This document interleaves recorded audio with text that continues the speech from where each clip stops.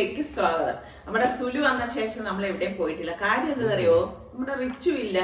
അപ്പൊ അത് കാരണം റിച്ചു ഉണ്ടെങ്കിലേ അങ്ങനെയൊക്കെ പോകാനും ഒരു രസമുള്ളൂ എന്നുള്ളതാണേ. പിന്നെ നമ്മുടെ സുൽത്താൻ ഇവിടെ വന്നു കഴിഞ്ഞപ്പോഴേക്കും അവന് ഭയങ്കര ഒരു കൊതി, പഴകഞ്ഞി കുടിക്കണോന്ന്. അപ്പൊ ഇന്നലെ അവിടെ പഴകഞ്ഞിയെ അപ്പൊ എന്നിട്ട് ഒരു പഴകഞ്ഞി വേണം. അതല്ല വേണ്ടത്. അതിന്റെ കൂടെ വേറെ പറഞ്ഞു കൊറേ നമ്പേഴ്സ് കറികൾ അതിന്റെ കൂട്ടത്തിലുണ്ട്. അവനാണ് ഞാൻ ശരി എന്നാ പിന്നെ അതാക്കി തരാന്ന് പറഞ്ഞു. പഴകഞ്ഞി എന്താ ആഹാ. അപ്പൊ ഇനിയിപ്പോ സലൂനുള്ളത് സെപ്പറേറ്റ് കുടിക്കത്തില്ല നീ? ചെറുഷ്ട അത് കുഴപ്പമില്ല. അപ്പൊ ഞാൻ ഇങ്ങനെ ഇരുന്നിട്ട് സുലുവിന്റെ തലയിൽ ഇങ്ങനെ പിടിച്ചപ്പോഴാണ് ഡാൻഡ്രഫ് കേട്ടാ. നല്ല ഇടയ്ക്ക് ഇങ്ങനെ ഡോക്ടറിനെയൊക്കെ കാണിച്ച് നീ എന്തോ ഓയിന്റ്മെന്റ് ഒക്കെ തന്നില്ലായിരുന്നോ? അപ്പൊ ഓക്കെ ആയിരുന്നല്ലേ? ഏതാ? Medicated shampoo. Medicated shampoo. അവിടുത്തെ വെള്ളം പ്രശ്നമില്ലേ? ഈ ശരിക്കും ഭയങ്കര പ്രശ്നം തന്നെയാണ് കേട്ടാ ബാംഗ്ലൂരിലെ വെള്ളം. നമ്മൾ ഇവിടെ നിന്ന് നമ്മൾ അറിയുന്നില്ല. ഇതല്ലാതെ ഇനി എന്തെങ്കിലും റെമഡീസ് ഒക്കെ ഉണ്ടെങ്കിൽ പറയട്ടെ ഈ ഡാൻഡ്രഫ് പോരാനായിട്ട്. അവിടുത്തെ സ്ത്രീകളൊക്കെ തീരെ അവരൊക്കെ ഇത് അവിടെ താമസിക്കുന്നവരൊക്കെ ടാപ്പിലെല്ലാം മറ്റേ ഫിൽറ്റർ ഇടും. മാസം ഫിൽറ്റർ മാറ്റേണ്ടി വരും. ഭയങ്കര എക്സ്പെൻസീവ്. പക്ഷെ സലുവിന്റെ തല നല്ല ക്ലീൻ ആണ് കേട്ടാ. ഒരൊറ്റ ഡാൻഡ്രഫില്ല, നീറ്റ് ആൻഡ് ക്ലീൻ.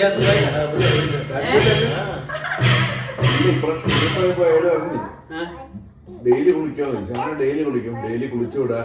പിന്നെ എന്റെ പഠിച്ചനെ ഇത് കേട്ടോണ്ടിരിക്കുന്ന ആരും അത് ഡെയിലി നമ്മൾ കുളിക്കണം.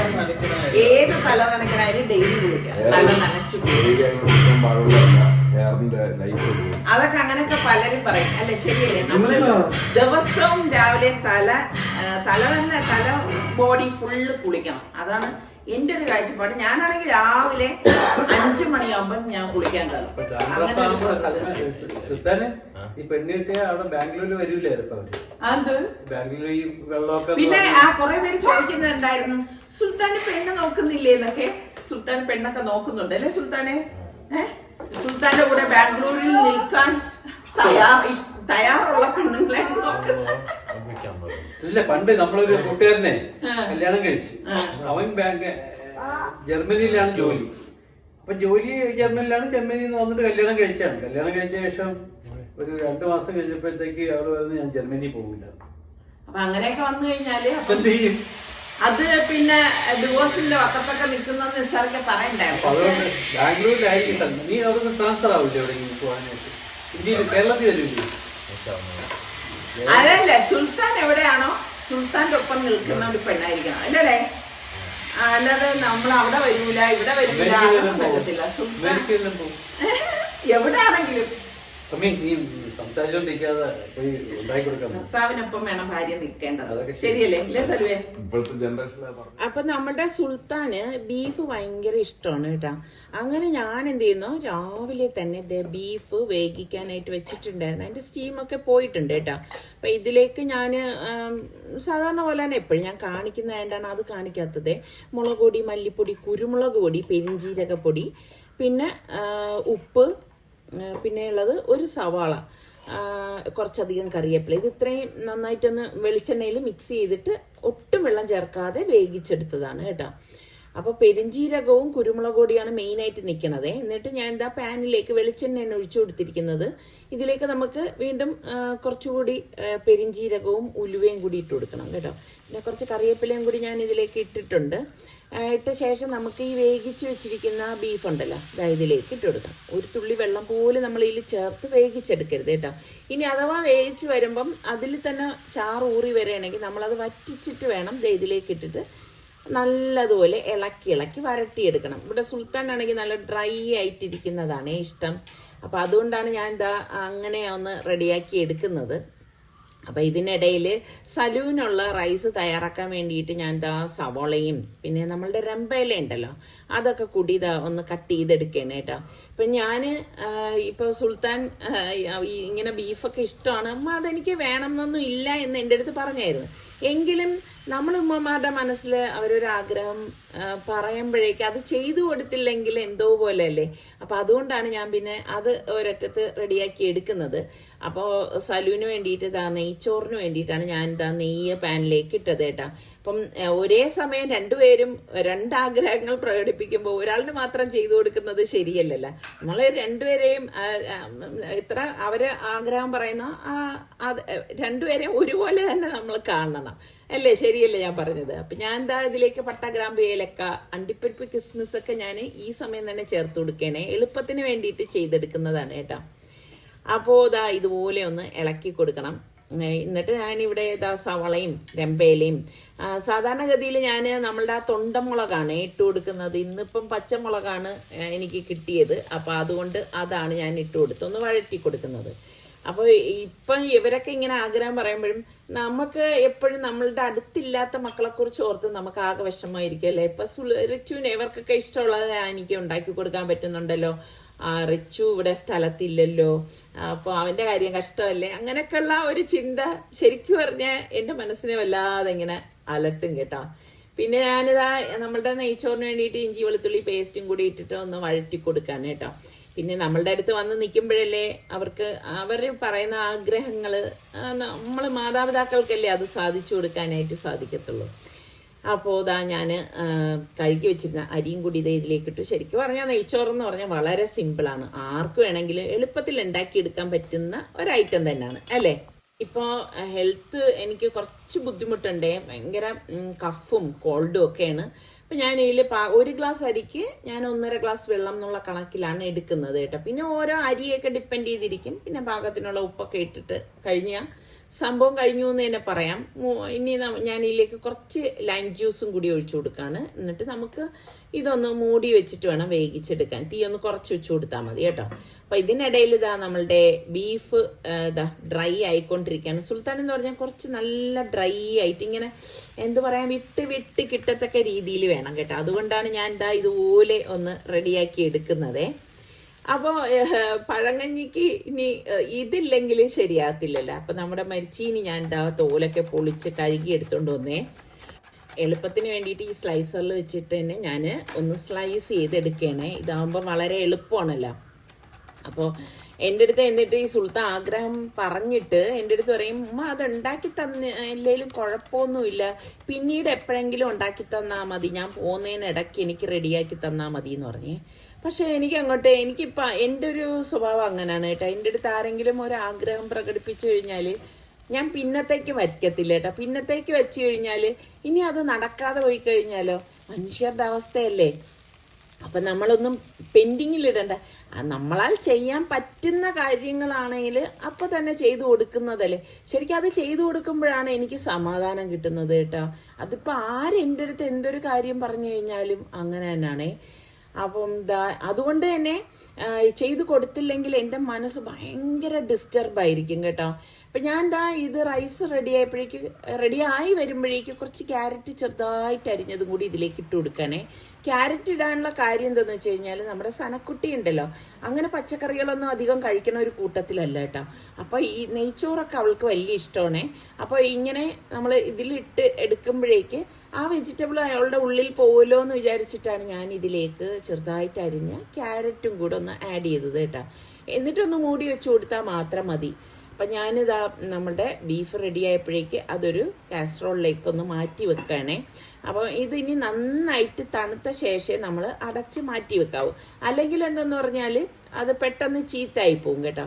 ശരിക്കും പറഞ്ഞു കഴിഞ്ഞാൽ ഇവിടെ വരുമ്പോഴാണ് ഇവരിതൊക്കെ കഴിക്കുന്നത് കേട്ടോ. നമ്മുടെ റിച്ചു ആണെങ്കിൽ അവിടെ ബാംഗ്ലൂരിൽ അവൻ മുട്ട പോലും വാങ്ങിക്കൂല എന്ന് പറയും. കാരണം അവിടെ മുട്ട കിട്ടണതിൻ്റെ സ്മെല്ല് എന്തോ അവൻ ഇഷ്ടമില്ല എന്നാണ് പറയുന്നത്. അപ്പം ഞാൻ പറയും, മോനെ മുട്ട അങ്ങനെ എന്തെങ്കിലും നമുക്ക് പ്രോട്ടീനൊക്കെ ആവശ്യമുള്ളതല്ലേ, അപ്പം നമ്മൾ ബോയിൽ ചെയ്തൊക്കെ കഴിക്കണ്ടേന്ന് പറയും. അപ്പോൾ പറയാം അതവൻ എന്തോ അവിടുത്തെ ആ ഒരു മണം പിടിക്കുന്നില്ല എന്നാണ് പറയുന്നത്. ഞാൻ ഇതുപോലെ ഈസി റെസിപ്പിയൊക്കെ ഉണ്ടാക്കുന്ന സമയത്ത് അവൻ്റെ അടുത്ത് പറയും, മോൻ ഇത് നോക്കി ഉണ്ടാക്ക്. പല ഈസി റെസിപ്പിയും ഞാൻ മക്കളെ മനസ്സിൽ കണ്ടുകൊണ്ടാണ് കാണിക്കുന്നത് കേട്ടോ. കാരണം അതുപോലെയുള്ള മക്കൾക്ക് ഉപകാരപ്പെടുന്നെങ്കിൽ വലിയ കാര്യമല്ലേ. ഇപ്പം ബാംഗ്ലൂരിൽ നിന്നല്ല, ഇപ്പം ജോലി സംബന്ധമായിട്ട് മക്കളൊക്കെ പുറത്തൊക്കെ എവിടെയെങ്കിലുമൊക്കെ ഉള്ളവരായിരിക്കും. ഇപ്പോഴൊക്കെ എല്ലാവരും സ്വന്തമായിട്ടൊക്കെ ഉണ്ടാക്കിയൊക്കെ കഴിക്കുന്ന മക്കളാണ് ഏറ്റവും കൂടുതൽ. അപ്പോൾ അവർക്ക് രുചികരമായിട്ട് വെറൈറ്റി ആയിട്ട് എന്നാൽ വളരെ എളുപ്പത്തിൽ ഉണ്ടാക്കിയെടുക്കാൻ പറ്റുന്ന ഐറ്റംസാണ് അവരൊക്കെ തപ്പി നടക്കുന്നത്.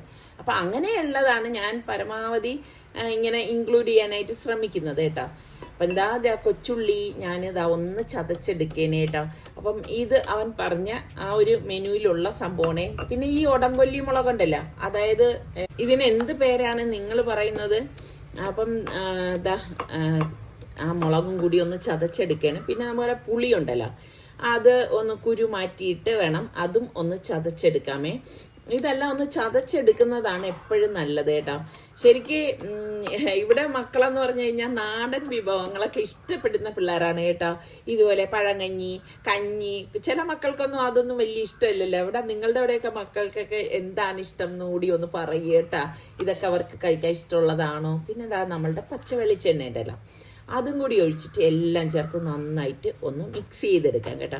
ശരിക്കും ഈ പച്ച വെളിച്ചെണ്ണ ഒഴിച്ചിട്ട് നമ്മളിത് മിക്സ് ചെയ്യുമ്പോൾ തന്നെ നല്ല ഉള്ളിയുടെയും ആ ഉടങ്കല്ലി മുളകിൻ്റെയും ആ വെളിച്ചെണ്ണയുടെയും ഒക്കെ വന്നിട്ട് നല്ല ഒരു മണമാണേ വരുന്നത്. ശരിക്കും ഇത് മാത്രം മതി നമുക്ക് കഞ്ഞിയൊക്കെ കുടിക്കാനായിട്ട്. അങ്ങനെ നമ്മളുടെ ഉള്ളി ചട്നി റെഡി ആയിട്ടുണ്ട്. പിന്നെ വാളമീൻ, ഉണക്കമീനാണ് കേട്ടോ, അത് മസാല പുരട്ടി വെച്ചു. മരിച്ചീനിക്ക് വേണ്ടിക്ക് ഞാനിവിടെ അരപ്പിന് വേണ്ടിയിട്ട് തേങ്ങയും കൊച്ചുള്ളിയും പച്ചമുളകും ചെറിയ ജീരകവും വെളുത്തുള്ളിയും കറിവേപ്പിലയൊക്കെ ഇട്ടിട്ട് ഉപ്പും കൂടി ചേർത്ത് നമുക്ക് ഇതൊന്ന് കറക്കിയെടുക്കാമേ.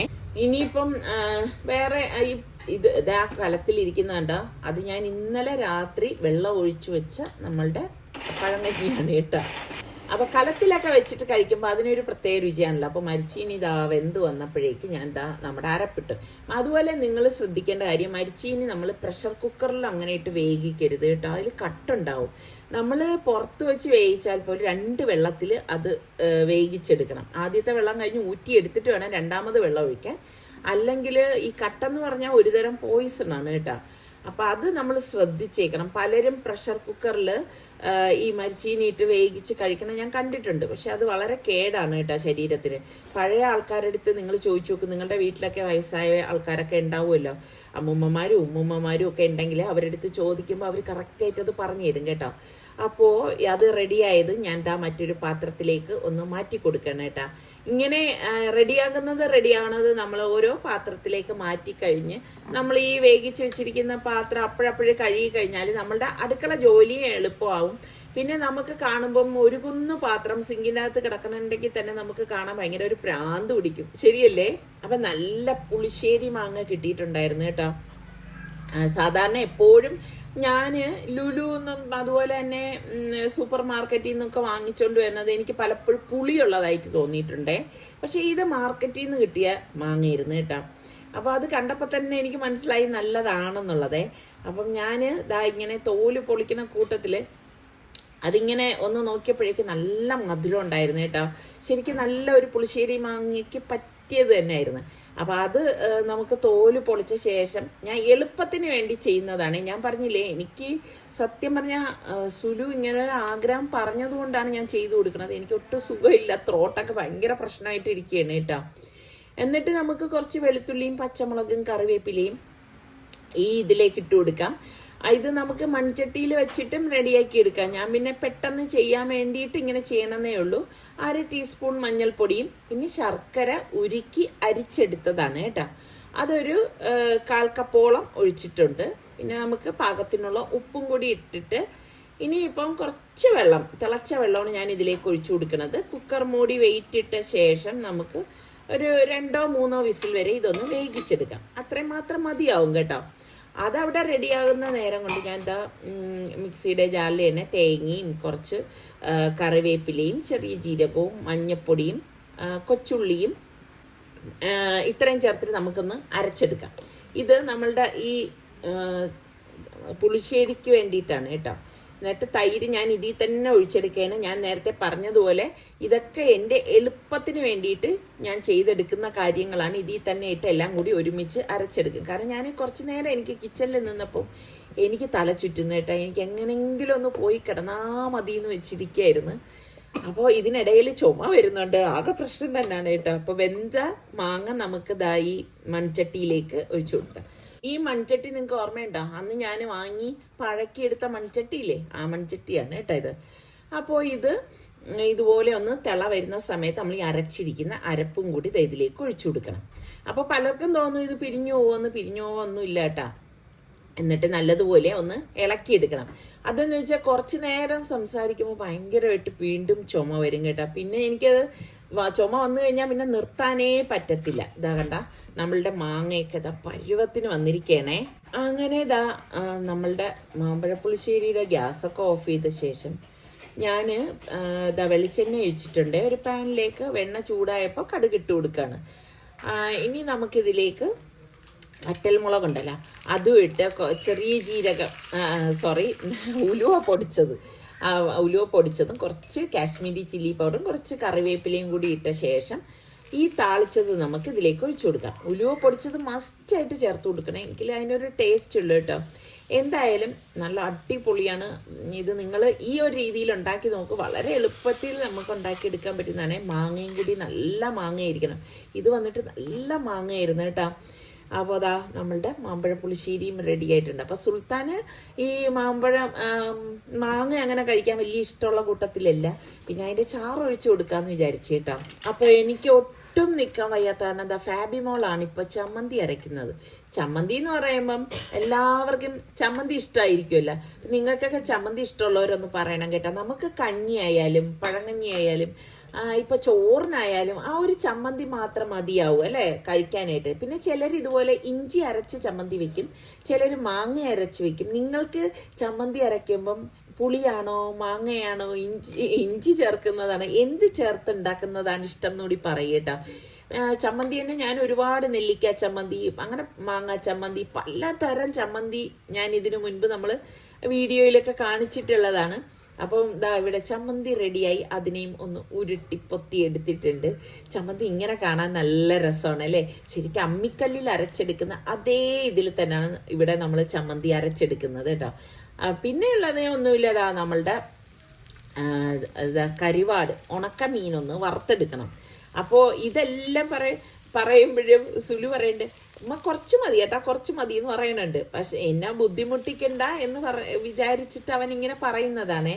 പിന്നെ പപ്പടം വേണം എന്ന് പറഞ്ഞു, അതുപോലെ തന്നെ മുട്ട പൊരിച്ചത് വേണം എന്ന് പറഞ്ഞു. ഇതൊക്കെ ഓരോരോ കൊതികളല്ലേ. എനിക്ക് തോന്നുന്നു ഇപ്പോൾ ഈ ബാംഗ്ലൂരിലുള്ള സുൽത്താൻ ഇത്ര കൊതി പറയണമെങ്കിൽ ഈ പുറത്തൊക്കെ ഗൾഫിലൊക്കെ ജോലി ചെയ്യുന്ന മക്കൾ വീട്ടിൽ വരുമ്പോഴേക്ക് അവരുമ്മമാരുടെ അടുത്ത് എന്തെല്ലാം തരത്തിലെ കൊതികൾ പറയുമല്ലേ. എന്തായാലും നിങ്ങളുടെ അനുഭവം കൂടി പറയുക കേട്ടോ. മക്കൾ വന്നിട്ട് എന്തൊക്കെയാണ് നിങ്ങൾ ഉണ്ടാക്കി കൊടുക്കാൻ ആവശ്യപ്പെടുന്നതെന്ന്. അങ്ങനെ മുട്ടയും കൂടി ഒന്ന് പൊരിച്ചെടുക്കണേ കേട്ടോ. അപ്പം ഞാൻ പറയുന്നത് എൻ്റെ പഴങ്കഞ്ഞിക്ക് എന്തിനാ മോനെ മുട്ട എന്ന് പറഞ്ഞു. എന്തോ അവനങ്ങനെ ഒരു കൊതി, അത് കഴിക്കണം എന്നുള്ള ആ ഒരു ഇത് കേട്ടോ. അപ്പോൾ നമ്മളുടെ പഴങ്കഞ്ഞി റെഡിയായിട്ടുണ്ട്. റെഡിയായെന്ന് പറഞ്ഞാൽ ഞാൻ ഇന്നലെ തന്നെ വെള്ളം ഒഴിച്ച് വെച്ചിരുന്നതാണ് കേട്ടോ. അതിന് നമുക്ക് ഞാനിവിടെ മൺചട്ടി എടുത്തു. മൺചട്ടിയിലേക്ക് ഈ പഴങ്കഞ്ഞി ഒന്ന് മാറ്റണേ. സത്യം പറഞ്ഞാൽ എനിക്ക് സംസാരിക്കാൻ ഒട്ടും വയ്യ, ഇങ്ങനെ ഭയങ്കരമായിട്ട് ചുമ വരുന്നുണ്ട് കേട്ടോ. അപ്പോൾ അതിലേക്ക് നമുക്ക് മരിച്ചീനി റെഡിയായത് വെച്ച് കൊടുക്കുകയാണ്. പിന്നെ നമ്മളുടെ ഈ ഒരു ചമ്മന്തി, ശരിക്കും പറഞ്ഞാൽ നമ്മളിപ്പം ഹോട്ടലിലൊക്കെ ചെന്ന് കഴിഞ്ഞ് ഇതുപോലെ പഴങ്കഞ്ഞി എന്നൊക്കെ പറയുമ്പോഴേക്ക് എന്തെല്ലാം വിഭവങ്ങളാണല്ലേ വെച്ചിരുന്നത്. ഇവിടെ കുറച്ച് രസം ഇരിപ്പുണ്ടായിരുന്നേ. സുൽത്താന് രസം വലിയ ഇഷ്ടമാണ്. അങ്ങനെ ഞാൻ കുറച്ച് രസം അതിലേക്ക് ഒഴിച്ചു. പിന്നെ ഈ ഒരു നമ്മളുടെ ഉള്ളിച്ചമ്മന്തി, അതും കൂടി. ഉള്ളിച്ചമ്മന്തി എന്ന് പറയുമോ, ഉള്ളി മുളകിട്ടതെന്നാണ് നമ്മളിവിടെ പറയണത് കേട്ടോ. പിന്നെ മാമ്പഴ പുളിശ്ശേരി അതും കൂടി വെച്ചു. ഇതെല്ലാം കൂട്ടിയിട്ട് കൂട്ടിക്കുഴച്ച് കഴിക്കാൻ നല്ല ടേസ്റ്റാണ്. ഉണക്കമീൻ, പിന്നെ നമ്മുടെ സുൽത്താൻ്റെ ബീഫ്. ഇത് അല്ലാതെ കൊടുക്കണതാണ്. ഇതിപ്പം ഞാൻ വീഡിയോയ്ക്ക് വേണ്ടിയിട്ട് ഇതിലിങ്ങനെ എടുത്ത് വെച്ച് കാണിക്കുന്നതേ ഉള്ളൂ കേട്ടോ. അല്ലെങ്കിൽ പിന്നെ ഇത് കുതിർന്നു പോകത്തില്ലേ. പിന്നെ നല്ല മാങ്ങ അച്ചാർ, ഇത് ഞാൻ ഇവിടെ തന്നെ ഇട്ട അച്ചാറാണ് കേട്ടോ. പപ്പടം. ഇതാണ് നമ്മളുടെ പഴങ്കഞ്ഞി കഥ എന്ന് പറയുന്നത്. അപ്പം എല്ലാവർക്കും ഇത് ഇഷ്ടമായെന്ന് വിശ്വസിക്കുന്നു. അപ്പോൾ പഴങ്കഞ്ഞി ഇഷ്ടമുള്ളവരൊക്കെ ലൈക്ക് ചെയ്യണം. അപ്പം എന്തെങ്കിലും നിങ്ങളൊന്ന് കമൻറ്റ് ചെയ്യണം കേട്ടോ. അപ്പം എനിക്ക് തീരെ സംസാരിക്കാൻ ഇതില്ലാത്തത് കൊണ്ട് നിങ്ങളുടെ കമൻസിനായി ഞാൻ കാത്തിരിക്കും. പിന്നെ കട്ട തൈര് അവൻ ഒഴിക്കണമെന്ന് പറഞ്ഞ് അങ്ങനെ അതും ഒഴിച്ചു. ഇനി അടുത്ത നല്ല റെസിപ്പി വ്ളോഗായിട്ടൊക്കെ കാണാം. അതുവരേക്കും എല്ലാവർക്കും ബൈ.